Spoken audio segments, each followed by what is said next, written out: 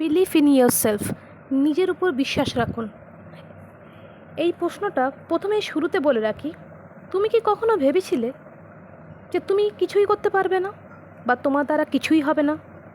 যদি এই প্রশ্নটা তোমার মধ্যে একবারও যদি এসে থাকে, তাহলে আজকের এই ভিডিওটা শুধুমাত্র তোমার জন্য, শুধু তোমার জন্য। বিলিভ ইন ইয়োরসেলফ বইটি আমাদের শেখায় জীবনের প্রতি আমাদের অটুট বিশ্বাস রাখতে হবে। নিজের প্রতি অটুট বিশ্বাস থাকাটা সবথেকে বড় শক্তি হয় একজন মানুষের। এই বইয়ের কথাগুলো প্রত্যেক মানুষের জীবনে একবার হলেও কাজে লাগবে। বইটা এত ছোট, এত ক্ষুদ্র অংশে বিভক্ত যে প্রথম 3টে অধ্যায় তুমি সহজেই পড়ে নিতে পারবে।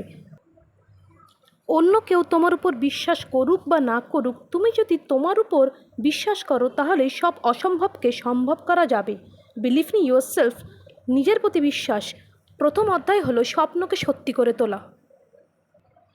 এই বইয়ের লেখক Joseph Murphy believe in yourself, নিজের প্রতি বিশ্বাস বইটিতে 5টি গুরুত্বপূর্ণ শিক্ষা দিয়ে গেছেন নিজের উপর বিশ্বাস তৈরি করার।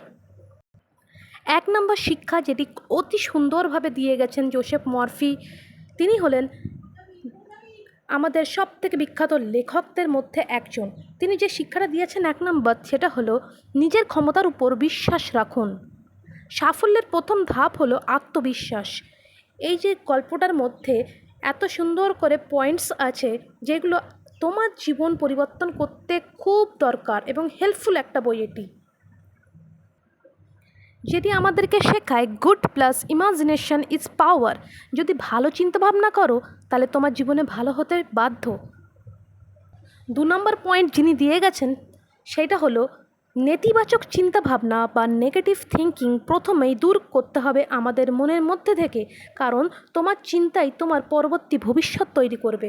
আজ যদি ভালো চিন্তা করো এবং নিজের কল্পনাটাকে ভালো করো তাহলে ভবিষ্যৎও তোমার ভালো হবে। তারপরের পয়েন্টটা বলে গেছেন, what you thinking about you the others treat like your think.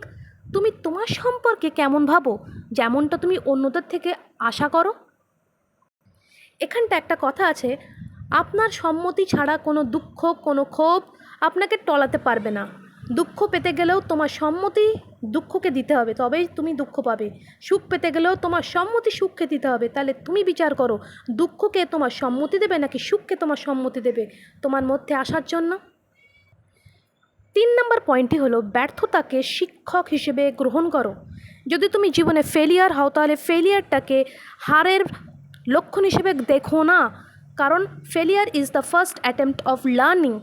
কারণ প্রতিটা ব্যর্থতা নতুন কিছু শেখায়। ব্যর্থ মানুষই এই পুরো পৃথিবীটাকে পাল্টাতে পেরেছে। তাই জন্য নিজেকে কখনো ব্যর্থ ভেবো না, ব্যর্থতা পেলে আবার উঠে দাঁড়াও। এখানে লেখক একটা সুন্দর গল্প বলে গেছেন, মিল্টন অন্ধ ছিলেন কিন্তু তিনি মনের দৃষ্টিতে সব কিছু দেখার ক্ষমতা রাখতেন। তার কল্পনা শক্তি তার মস্তিষ্ককে একটি অগ্নিকুণ্ডে পরিণত করে এবং তা থেকে জন্ম হয় সবথেকে বিখ্যাত প্যারাডাইস লস্টের মতো মহাকাব্য। অন্ধ হয়েও যদি সে পারে তাহলে তুমি তো চোখ দুটো দিয়েছে ঈশ্বর, তাহলে তুমি কেন পারবে না? 4 নম্বর পয়েন্টটা যেটা বলেছেন ডক্টর জোসেফ মরফি, সেটা হলো প্রতিদিন ছোট ছোট লক্ষ্য পূরণ করো। ছোট সাফল্যর কারণে বড় সাফল্য চলে আসে। এবং 2য় অধ্যায়ে উনি বলেছেন ব্যবসায়িক ক্ষেত্রে অবচেতন মনের প্রয়োগ, the subconscious mind of your inner feelings improve করতে হবে। তোমার নিজের মনের সাবকনশিয়াস মাইন্ড, অবচেতন মনটাকে যদি ভালো সাথে পরিচয় করো তাহলে তোমার চেতন মনেও ভালোর প্রবেশ ঘটবে এবং সেটা দেখা দেবে। নিজের সাফল্যটাকে নিজে কল্পনা করো, তুমি তোমাকে কোন জায়গায় দেখতে চাও।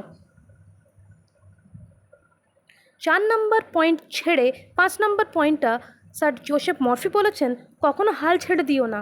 যারা শেষ পর্যন্ত চেষ্টা করে তারাই একদিন জয়ী হয়। জয়ীরা কিন্তু মায়ের পেটের থেকেই জন্মগ্রহণ করে না, তারা কিন্তু তিলে তিলে নিজেকে তৈরি করে। তোমার আজকের কর্মকাণ্ডই তোমাকে ভবিষ্যতের একটা আইডিয়াল ম্যান তৈরি করবে। তাই জন্য মনে রাখতে হবে আমাদের নিজের ভবিষ্যৎ আমাদের নিজের হাতেই আছে। আজ থেকেই নিজের উপর বিশ্বাস রাখো এবং তোমার স্বপ্নের দিকে জোর কদমে এগিয়ে যাও। লোকের বাজে কথায় একদমই কান দিও না। তোমার একটা সাবস্ক্রাইব আমাকে আরও ভিডিও তৈরি করতে মোটিভেট করে, আমাকে উৎসাহ দান করে। তাই জন্য তোমাদের কাছে একটাই রিকোয়েস্ট, আমাকে সাবস্ক্রাইব করে দাও এবং যদি ভিডিওটা ভালো লাগে তাহলে লাইক শেয়ার সাবস্ক্রাইব করে কমেন্ট করে আমার পাশে থেকো। আমি আরও নতুন নতুন ভিডিও আনবো।